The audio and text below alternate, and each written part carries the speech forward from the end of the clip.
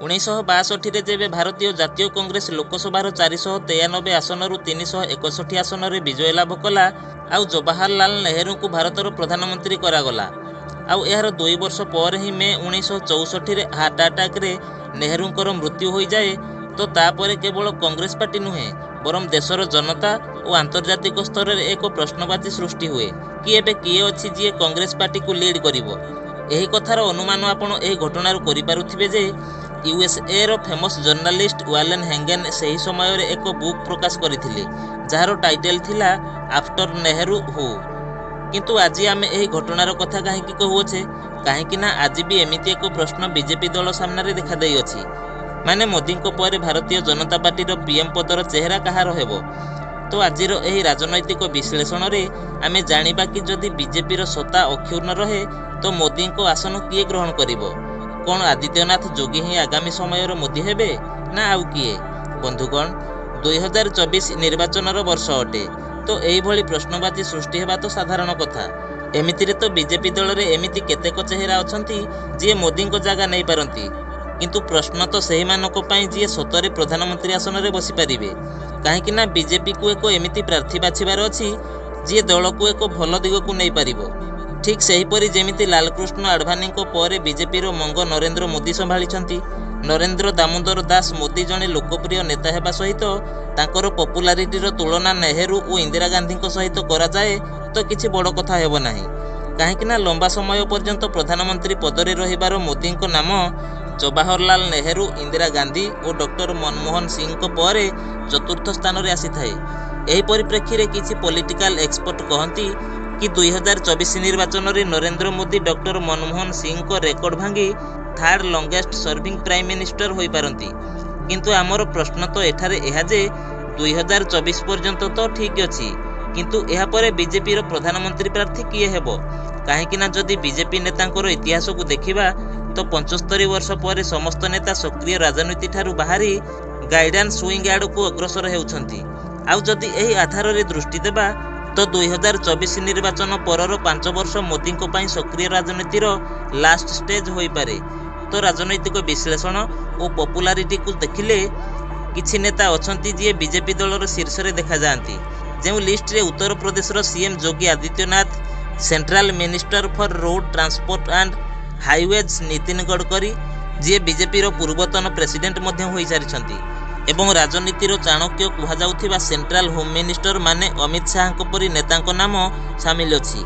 आउ एही 3 जनक मध्यरु जदि केही जनकर नाम आसीबारे किछि मतभेद हुए तो सही 3 जनकर नाम सही लिस्ट रु हटेई अन्य काहाकू मध्य शामिल करा जाई पारे।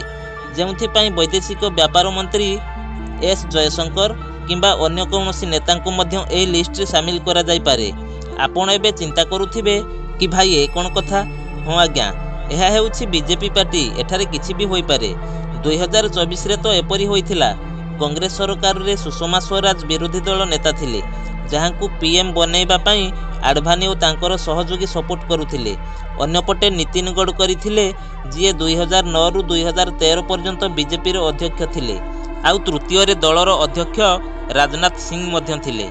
आउ एही 3 जण जणे अन्य जनंकू पसंद करू नथिले किंतु नरेंद्र मोदी को पाई 3 जनकर सहमति थिला। एहा परे नरेंद्र मोदी को प्रधानमंत्री प्रार्थी भाव में मनोनीत करा जायथिला। आपण जानिथिबे किछि दिन पूर्वरु राजस्थान और मध्य प्रदेश रे होइथिबा राज्यसभा निर्वाचन रे मध्य प्रदेश रो सबुठारु लंबा समय पर्यंत मुख्यमंत्री पद रे थिबा शिवराज सिंह चौहान, मुख्यमंत्री पद पाई प्रबल दाबीदार ज्योतिरादित्य सिंधिया और केंद्र मंत्री नरेंद्र सिंह तोमर भली प्रमुख नेता माने थाउ थाउ मध्य मोहन यादव को मुख्यमंत्री आसन दियागला। काहाकू जଣା थिला कि राजस्थान रो पूर्वतन मुख्यमंत्री वसुंधरा राजे, महंत बालकनाथ, राजस्थान रे बीजेपी पार्टी रो प्रमुख चेहरा गजेंद्र सिंह शेखावत बदल रे भजन लाल शर्मा को मुख्यमंत्री बनै दिया जिवो। ये हेउछि भारतीय जनता पार्टी भाई। एठारे मोदी अछंती माने किछि भी संभव। एमितिरे तो बीजेपी को प्रधानमंत्री प्रार्थी खोजिबारे किछि भी असुविधा नाही। जदि दलर लोकंक मध्यरे कौनसी मतभेद न हुए तेबे शिवसेनार सांसद संजय राउत कहिसंती कि नितिन गडकरी प्रधानमंत्री पद पाई दाबीदार होई बाहरी पारंती आउ आमर पार्टी एहार समर्थन करिवो। एबे जेउठी आउ गोटिए बीजेपी प्रेसिडेंट पदरे रही महाराष्ट्र सरकार और बीजेपी पार्टी दुहिंक पाई एक मुख्य भूमिका ग्रहण करिछि। आउ सेठी अन्यपटे मोदी गवर्नमेंट रे Nitin Gadkari road transport and highways of India रो मिनिस्टर रही पॉपुलारिटी रही आछंती। से महाराष्ट्र रे पीडब्ल्यूडी मिनिस्टर पद रे मध्य कार्यनिर्वाह करि सारिछंती, जेउथि से महाराष्ट्र रे फ्लाईओवर मिनिस्टर नाम रे मध्य जाना जांती। कैबिनेट मंत्री भावरे तांकर कार्यदक्षता को देखिले लागे कि से सतरे मोदी को पर प्रधानमंत्री प्रार्थी होई पारंती, किंतु से एकुटिया पीएम प्रार्थी पाई दाबीदार नुहंती। बरम आहुरी केतेक चेहरा सामना को आसे जेउ मानकु मोदी को आसन रे देखिबा को मिली पारंती। नितिन गडकरी पर पीएम पद पाई अन्य लोकप्रिय चेहरा मध्यरु बीजेपी रो स्टार कैंपेनर योगी आदित्यनाथ सामना को आसंती। जोगींकर जन्म 5 जून 1972 रे होइथिला। तांकर नाम अजय बिष्ट थिला। हिंदुत्वर पोस्टर कहा जाउथिबा आउ 1998 रु आरंभ करी 2014 पर्यंत लगातार विजय लाभ करिथिबा योगी आदित्यनाथंकर चेहरा सही समय रे सामना को आसे जेबे गोरखनाथ मंदिर द्वारा चालित इंटर कॉलेज रो जने छात्र दुकान को कपड़ा क्रय करिवा को जाए आउ सही छात्र रो दुकानी सहित किछि विवाद होई जाए। सही समय रे सही विवाद रे दुकानी पिस्तल देखाए, जहा परे जोगी को लीडरशिप रे स्टूडेंट मानक द्वारा एक उग्र प्रदर्शन करा जाए। यहा परे 15 फेब्रुआरी 1994 रे तांकर राजनैतिक विचारधारा को देखी गोरखपुर पीठर महंत वैद्यनाथ तांको निजर शिष्य भाव में ग्रहण करती एवं तांकर नाम को बदलई योगी आदित्यनाथ रूप में एक नुआ परिचय दे दियंती। आउ 1998 प्रथम थर योगी आदित्यनाथ गोरखपुर विधानसभा निर्वाचन लड़ी सबुठारु युव सांसद भाव में निर्वाचित हेले। यापर 1999, 2004, 2009 और 2014 रे लगातार 5 थर सांसद हेबार रेकर्ड कले। आउ 12 सेप्टेम्बर 2014 रे महंत वैद्यनाथ निधन पर योगी आदित्यनाथ को गोरखनाथ मंदिर महंत बनै दिया जाए। एही पर्यंत योगी हिंदुत्व सपक्ष रे लड़ाई करिबारे सबुठारु लोकप्रिय नेता होई सारिथिले। एहारी मध्यरे से 2002 रे हिंदू युव बाहिनी स्थापना करथिले। आउ 18 जून 2008 रे पुलिस रो बारण सत्वे भी से रैली करी प्रथम थर पई गिरफ होइथिले। परे तांकु गिरफ करिथिबा एसपी को सहित सेठाकार डीएम को मध्य सस्पेंड कर दिया जाइथिला। एहा सत्वे 2016 रे गोरखनाथ मंदिर रे भारतीय संत सभार बैठक बसे, जेउथिरे आरएसएस रो बड़ नेता मानक द्वारा योगी आदित्यनाथ को उत्तर प्रदेश रो मुख्यमंत्री पद देबा पई निष्पत्ति निया जाए। संत माने कहउथिले कि मुलायम सिंह और मायावती सरकार रहिले राम जन्मभूमि मंदिर निर्माण हो पारिबो नाही। एथिपाई आमको योगी आदित्यनाथ को मुख्यमंत्री बनैबा को हेबो।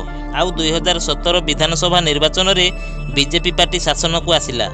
19 मार्च 2017 सही तारीख थिला जहाँ योगी आदित्यनाथ 45 वर्ष बयस रे उत्तर प्रदेश मुख्यमंत्री भाव में आसन ग्रहण कले।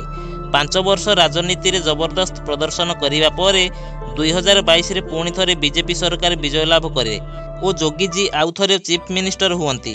2017 रु आज पर्यंत मुख्यमंत्री भाव में तांकर काम करिवार तरीका और एनकाउंटर को नहीं तांको ऊपर प्रश्नवाची सृष्टि हेउछि, किंतु से तांकर डेवलपमेंट मॉडल सहित उत्तर प्रदेश को crime and corruption free state बनै सारिलेनी। हिंदुत्व को नहीं तांकर आइडियोलॉजी पाई से जनता सामने लोकप्रिय हो पारिछंती। आउ जनतांकर एही जोगी प्रति थिबा एही भल पाइबा कारणरू हिंदुत्व आइडियोलॉजी उत्तराधिकारी रूप में जोगीजी नुआ चेहरा प्रधानमंत्री पद में देखा मिल पारे। यह व्यतीत राजनीतिर चाणक्य कहुवा अमित शाह मध्य प्रधानमंत्री प्रार्थी हो पारती। हाँ आज्ञा, आउ जदि एही 3 जन को सामना को अणा जाए नहीं तो किए मोदी पर प्रधानमंत्री प्रार्थी हो पारती, यह आपण माने चिंता करी कमेंट करंतु। वीडियोटी जदि भल लगी थाई गोटे लाइक और शेयर करी चैनल को सब्सक्राइब करी ऑल नोटिफिकेशन को प्रेस करंतु। धन्यवाद।